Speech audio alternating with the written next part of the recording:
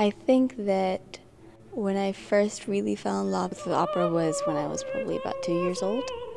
I was watching Sesame Street and Denise Graves came on and she was singing the Habanera from Carmen, which is probably her most famous aria. And I remember I asked my mom to play it over and over again. She took note of that and started showing me different scenes from the Amadeus movie. And so then she got me the Magic Flute DVD, and here we are 10 years later. This is my first ever opera scrapbook. Man, my handwriting is bad. For someone who hasn't seen opera before, if you've got an interest, you need to go in with an open mind. So maybe if a parent was sick, or a dog was sick, or you had lots of homework, or you were stressed about a test. For me, if I would watch opera, all of that would become irrelevant, and it would just be me and the stage. And it's just a way to forget and to relax and to enjoy and to listen and to see, and I think it's just really beautiful. This goes to the very first opera tip we ever did was when I was in 3rd grade. Here's a little article about my club in the playbill right here. This is me and my first group of club members. So I have this website called kopweb.com, and it stands for Kids Opera and Art Posse.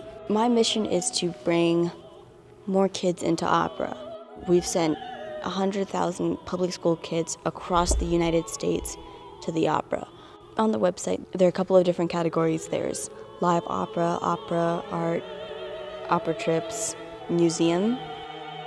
It started just as documentation, and then later it sort of became a calendar for all the stuff that we did.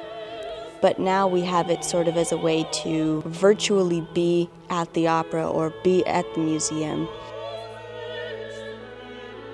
When I was 4, I realized that everyone in the movie theaters when we go to the opera was 60 and over. And I mean, it was me, my mom, and probably 3 other people that were under the age of 60. And with that said, I realized that if more young people didn't get into opera, opera would literally die.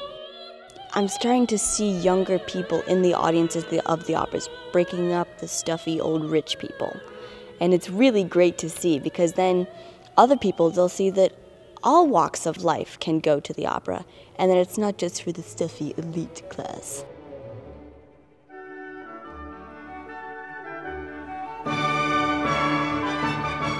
Opera was like pop music in the 1800s. Now pop music has sort of, in a way, replaced opera. I don't want to replace pop music. I just want to bring opera up to the attention of others so that it can become popular again. It can be for everyone again. Opera is my life, and I could not live without it.